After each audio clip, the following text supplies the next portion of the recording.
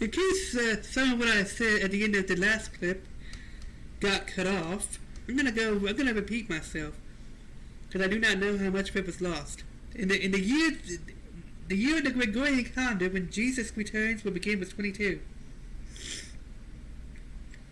Okay, in the year that Jesus comes back, the Gregorian calendar year will end with the number 49. The Hebrew calendar year will begin with 62. Well, the actual Hebrew year, rather, will end with 62. Begin with 62. 49 and 62. Okay? The numbers 49 and 62 are associated with a part of Daniel's 70-week prophecy in the book of Daniel. Now, okay, 49 comes in at the 7 weeks. 7 times 7, 49 days. Followed by the 62 weeks. That's where 62 comes in at.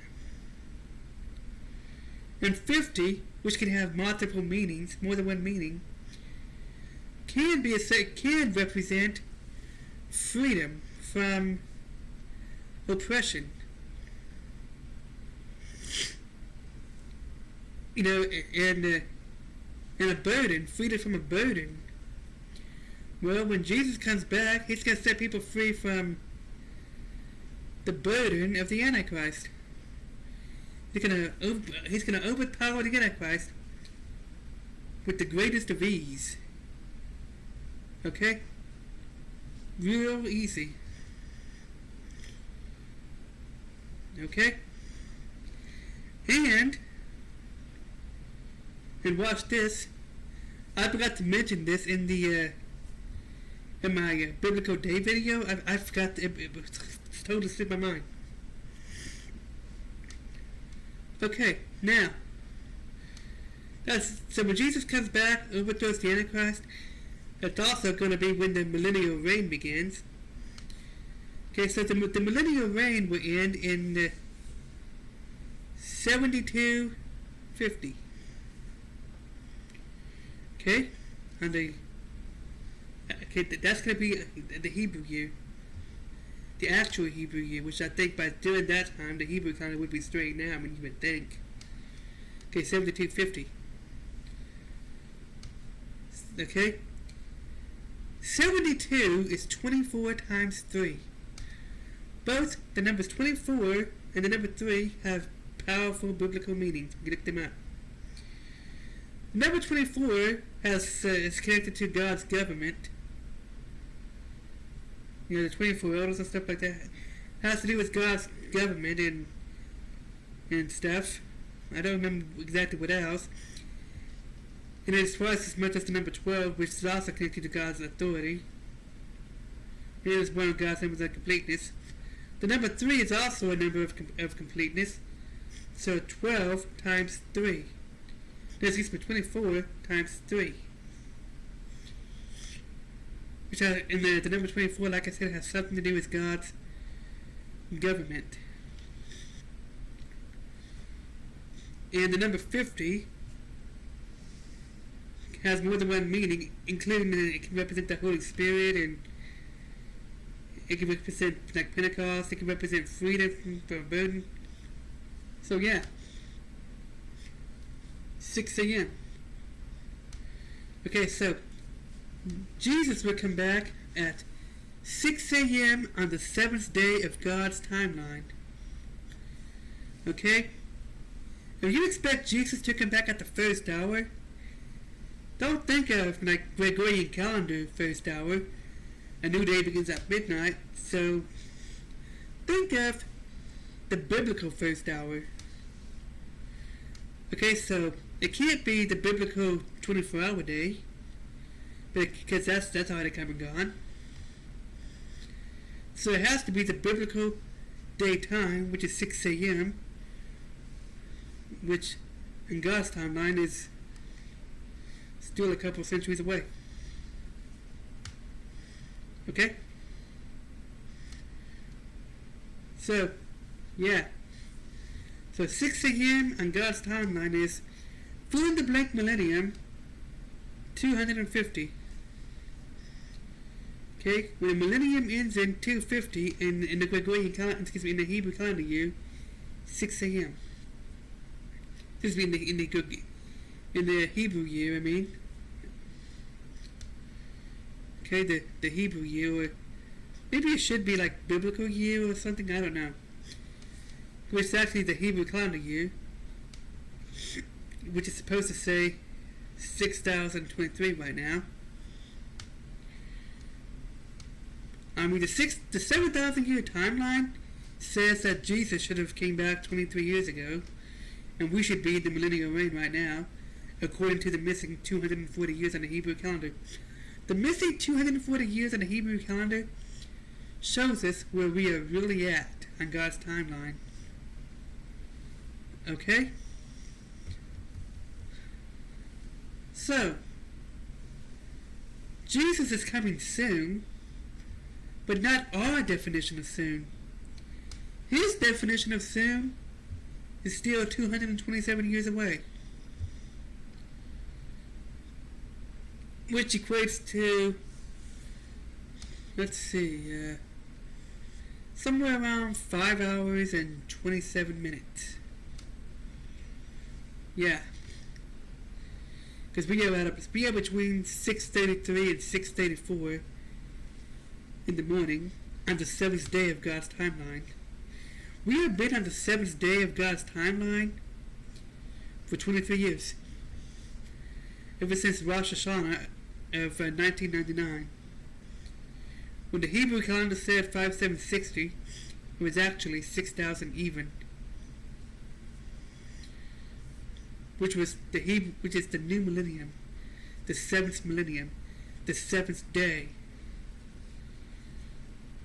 And when nothing happened then, and really, okay, when the Antichrist didn't show up in 1992, when the Antichrist never arrived, when the rapture never happened by 1996, for those who believe in mid-trib rapture,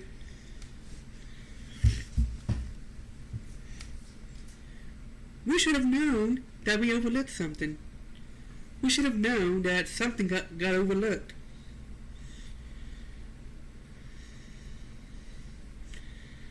I don't understand how people who are really deep in Bible study and end-time prophecy stuff has overlooked what I discovered. Has overlooked the fact that the biblical workday is from the morning to the evening.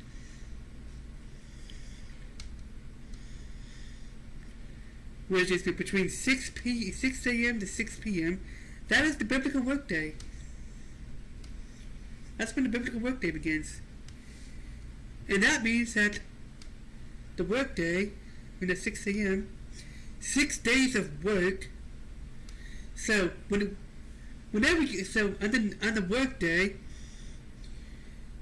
you don't get up for work. It's a day of rest on the Sabbath. Like on the Sabbath day, when you would normally go to work, you would stay home and rest. On the Sabbath day, you would rest.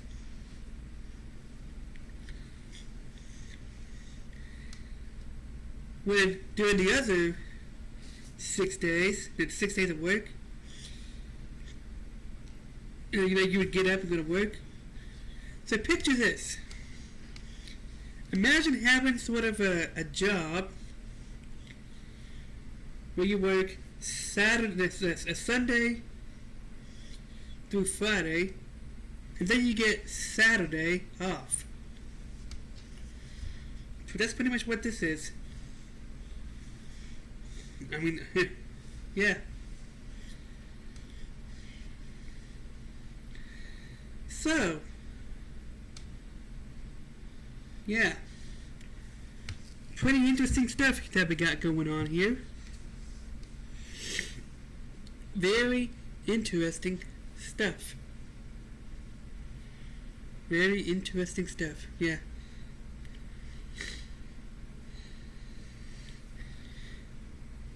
So you have to connect Psalms chapter 90 verse 4, 2 Peter 3 and 8,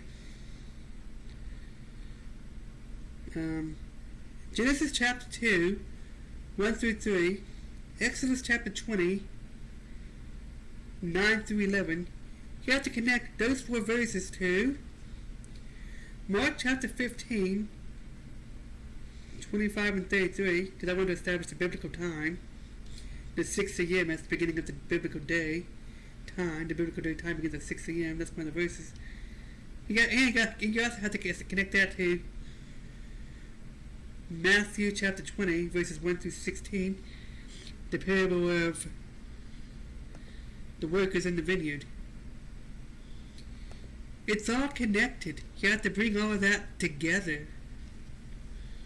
You have to connect all of that together to each other.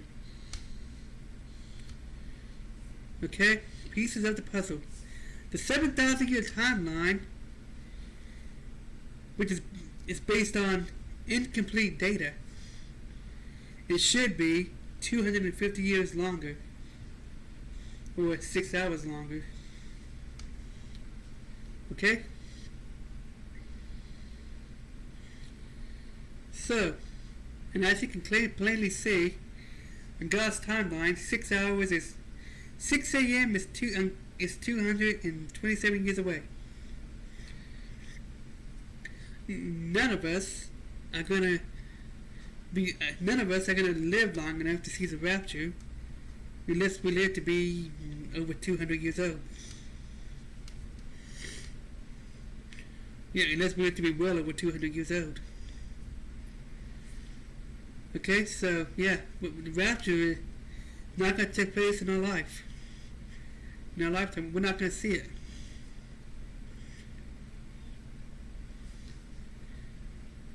Not to mention, there are still some things that have not come to pass yet. Such as,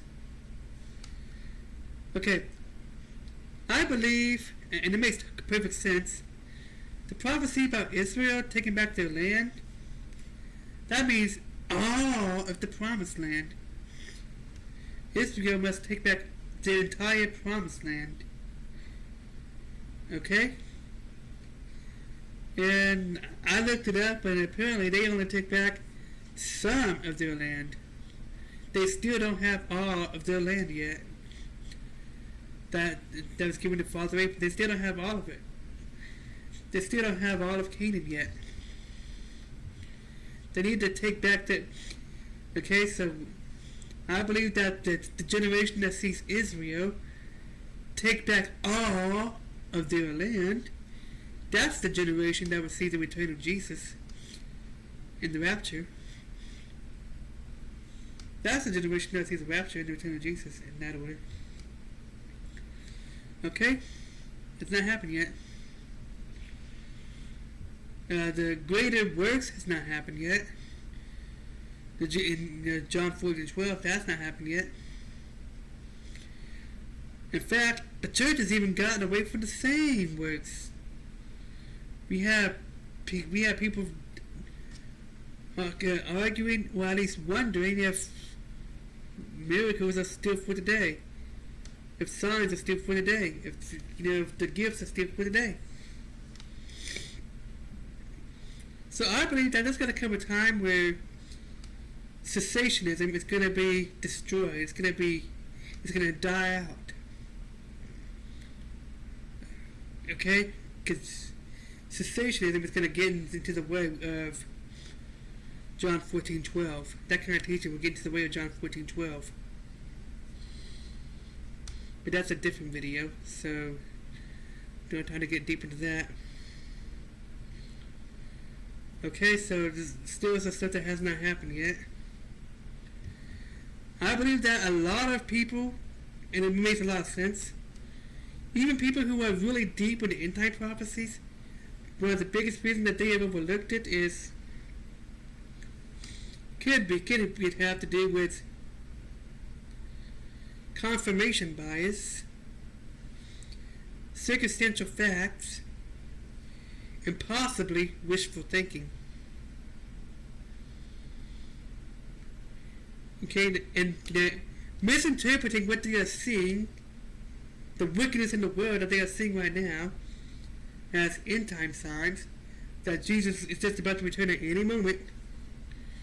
I'm pretty sure that in the actual perilous times, when it does get to the point where Jesus is just about to return,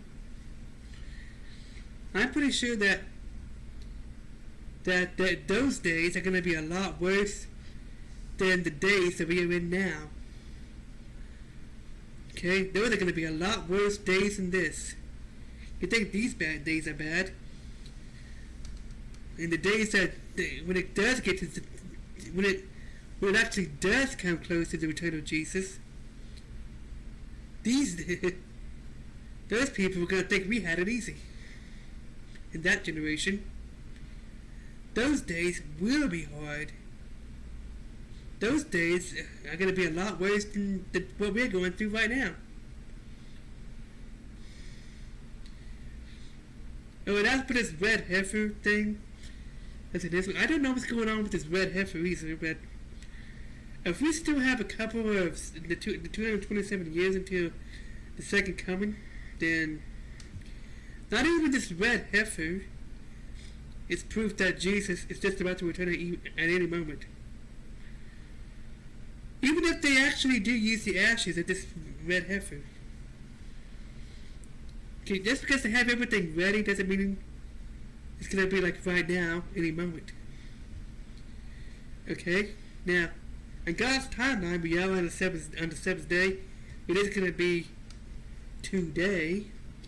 And by today, I mean this millennium. Because we are on the seventh millennium. So, when I say it's going to be Jesus come back today, I mean on God's timeline, we are on the seventh day.